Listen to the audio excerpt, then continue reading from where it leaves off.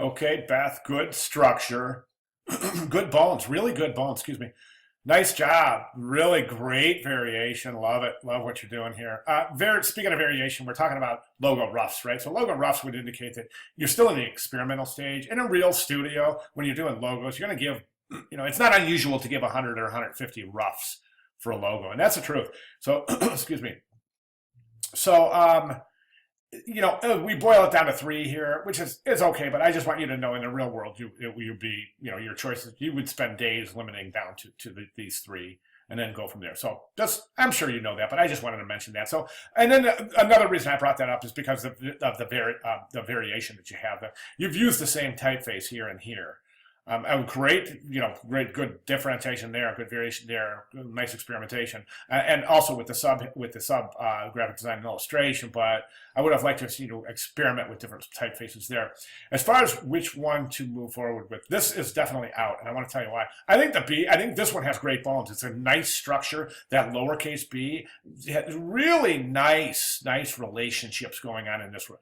The only relationship I don't care for is this graphic design and illustration. I think it should be bigger in relationship to the size of everything else, okay? So I think this is your strongest, but I would highly recommend not using this kind of UPC kind of thing. It's a bad idea, because look what happens when, you see how that is an optical illusion, and that's going to be all over your branding. See those thick lines? And it's just too minute to reproduce well. It's going to be blotchy, and it's just not going to work. My recommendation here would be just to use a solid black or whatever color combinations. But, oh, by the way, I wanted to mention it's very, very, very, very smart to work in black and white while you're developing your logos. Good job. That was really good thinking there. So, okay, so that one I would just use black solid fill on that, okay? This one, I don't understand the caret. I'm not getting it. So I guess I can't really comment on it. I'm just not getting it. What the significance is. Okay, and then this one, I think this one again is really solid, great bones. The only thing about this one is that outer circle. Again, it's, think about reproduction. Here we go. Smaller sizes, it falls apart.